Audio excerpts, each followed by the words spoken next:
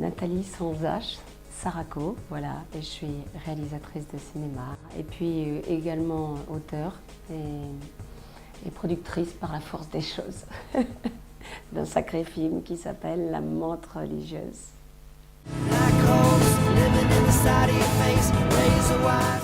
Le détonateur de ce film, pourquoi j'ai fait ce film? C'est clairement juste une histoire de fou à la base, on va dire. C'est-à-dire que, voilà, en gros, sans Dieu, jamais ce film n'aurait vu le jour. En fait, tout est parti d'un terrible accident de voiture que j'ai eu à 130 sur l'autoroute avec une amie, j'étais passagère.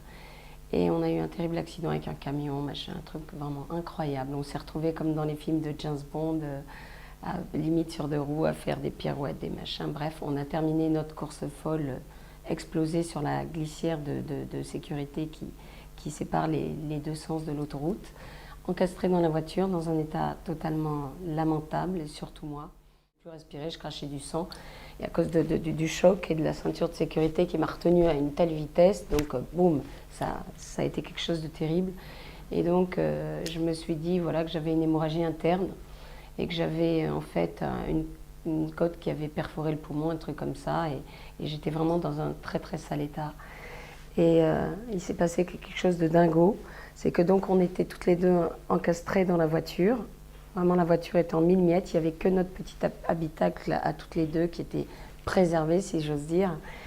Et j'ai senti à un moment donné, je me suis sentie vraiment très très mal. Donc je respirais plus, je suffoquais. On est resté quand même à peu près une heure avant que les pompiers arrivent. Et ce que je vais raconter maintenant, c'est ce qui s'est passé quand ils étaient en train de découper la voiture en morceaux pour nous sortir par le pare-brise, par l'avant. Et donc j'étais sous assistance respiratoire, j'avais tout le kit de survie avec l'espèce de couverture en papier alu, en papier chocolat, quoi. Enfin voilà. Et donc j'ai senti physiquement la vie me quitter. C'est-à-dire c'est une sensation folle, cette énergie, cette vie que tu sens qui est à l'intérieur de toi, cette chaleur que tu ne peux pas prouver mais tu sens que c'est la vie, eh bien je l'ai senti me quitter comme si j'étais juste une bouteille d'eau percée par en bas, quoi, en fait. Donc j'ai senti d'un coup cette chaleur, cette énergie me quitter, partir de la tête et d'un coup, très tranquillement, baisser de niveau. Et j'étais totalement consciente. Et je me rappelle, il y avait un des pompiers qui m'appelait par mon prénom et qui me disait « Nathalie, Nathalie, reste avec nous, machin », parce qu'il flippait de me voir comme ça, évidemment. Et donc j'ai senti cette énergie, la vie vraiment, mais qui était comme ça, tout doucement, baisser de niveau. Et j'étais consciente et je me suis dit, la vache, je suis en train de crever. Et comme ça, tout doucement, jusqu'au pied. Et là, j'ai perdu conscience, enfin, je me suis retrouvée nez à nez avec le Sacré-Cœur de Jésus. Un truc dingue. Nez à nez avec la représentation du Sacré-Cœur de Jésus avec sa tunique blanche, avec son Sacré-Cœur, avec la couronne d'épines. Et là où c'est complètement bouleversant, Jésus qui pleurait à chaudes larmes, qui était face à moi, vraiment on était vraiment tout proche, et il pleurait à chaudes larmes, il souffrait tout simplement le martyre en fait. Et il me montrait son Sacré-Cœur, qui pleurait aussi parce qu'il y avait comme des larmes de sang qui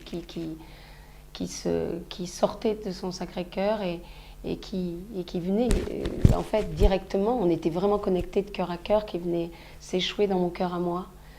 Il voulait que je sente sa souffrance, il voulait se plaindre parce qu'il savait déjà à l'époque que je l'aimais. Mal, évidemment, mais je veux dire, ça sera jusqu'à la fin, c'est l'histoire de la conversion, c'est la lutte jusqu'à la fin. Mais je l'aimais et il a voulu se plaindre et partager sa souffrance et j'ai dit, Seigneur, j'étais tellement bouleversée par sa souffrance, par ce concentré absolu de souffrance, tu vois quelqu'un que t'aimes et là c'est carrément le Christ voilà, que je vois pleurer comme un enfant qui souffle le martyr, j'insiste bien là-dessus parce que tout part de là. Et du coup, j'ai pu penser à ma mort, à la peur, à tout ce que tu veux. Et j'ai dit, comme une espèce de cri du cœur, comme par télépathie, je lui ai dit, mais Seigneur, pourquoi tu pleures? Je m'attendais à tout sauf à ça, de voir Jésus en larmes souffrir le martyre et montrer son cœur avec la couronne d'épines. Et là, il m'a répondu, pareil, tu vois, de cœur à cœur, je pleure, c'est vraiment une réponse à tout le genre humain. Je pleure parce que vous êtes mes enfants chéris, que j'ai donné ma vie pour vous, que je ne sais plus quoi faire pour vous. Et que, en échange, je n'ai que froideur, mépris et indifférence. Mes péchés, bien sûr. Je pleure parce que mon cœur se consume d'un amour tellement fou, tellement sans limite pour vous tous, qui que vous soyez. Et que vous me rejetez, qu'il n'y a rien de pire que d'être rejeté par ceux qu'on aime, comme une maman qui adore ses gamins, qui a donné sa vie pour ses gamins, et puis qui se fait juste, renier. Et là où c'était dingue, en fait, cette rencontre avec le cœur de Jésus, c'est que, tu vois, comment dirais-je, quand je lisais la Bible, l'Évangile, tout ce que tu veux, quand je chantais le dimanche à la messe ou quoi aux caisses, j'étais au courant de l'amour fou et insondable de Dieu, mais je le disais intellectuellement, je le disais, voilà, quoi, comme quelque chose que tu sais, tu n'en doutes pas, mais tu le rabâches. Et là, en fait, il m'a fait sentir de l'intérieur, avec mon sang, avec ma chair, avec mon cœur, avec tout. Il m'a fait sentir physiquement son amour fou pour nous tous, qui que nous soyons. Tu vois, comme quand tu as froid, tu es dans une pièce, il y a un courant d'air et tu as un frisson. Et ben, le Seigneur il a fait passer un frisson de son amour brûlant pour nous tous, en moi physiquement. Et c'est juste un truc de ouf. Cet amour insondable qu'on ne peut pas l'enfermer. Il est énorme, l'amour de Dieu. On croit connaître Dieu, expliquer Dieu est amour, mais ça dépasse tellement tout ce qu'on imagine. Ça a été comme un cri du cœur, tout de suite. Voilà, c'est ma nature aussi. Je suis d'une nature quand même spontanée, hein, marseillaise, italienne, la totale, et femme et artiste, donc voilà. Et j'ai dit, comme un cri du cœur, j'ai dit, Seigneur, quel dommage de rendre l'âme maintenant que je sais ça, ta souffrance d'être rejeté par nous et ton amour fou pour nous tous, qui que nous soyons. Je voudrais pouvoir revenir sur terre. C'était un cri du cœur, c'était pas un deal, c'était un cri du cœur. Je voudrais pouvoir revenir sur terre pour témoigner de ton amour fou pour nous tous, qui que nous soyons, et pour te consoler à ma façon, dans ma nature passionnée, te dire que tu es le plus beau, que je t'aime à la folie, et que forcément je veux te dire à la terre entière tout ça, et je veux vraiment te consoler. Voilà. Et puis à ce moment précis, en fait, il s'est passé un autre truc, mais qui est trop long à expliquer, que je raconterai peut-être s'il y a un plus ou un je sais pas quoi, voilà quoi, la version saga de l'interview, ce sera un bonus, qui sait. Et donc, j'ai été, après avoir dit ça, en fait, je me suis retrouvée comme jetée de nouveau dans mon corps, dans cette voiture. Et là, j'ai fait un bond de 3 mètres. C'est comme si je sortais de l'eau et que j'avais pas pu respirer. J'étais comme si je m'étais pris une super décharge électrique. Et là, il s'est passé le phénomène inverse. J'ai senti cette chaleur, intense, une espèce de chaleur, de brûlure intense, en fait. Un truc énorme, un liquide de la lave, quoi.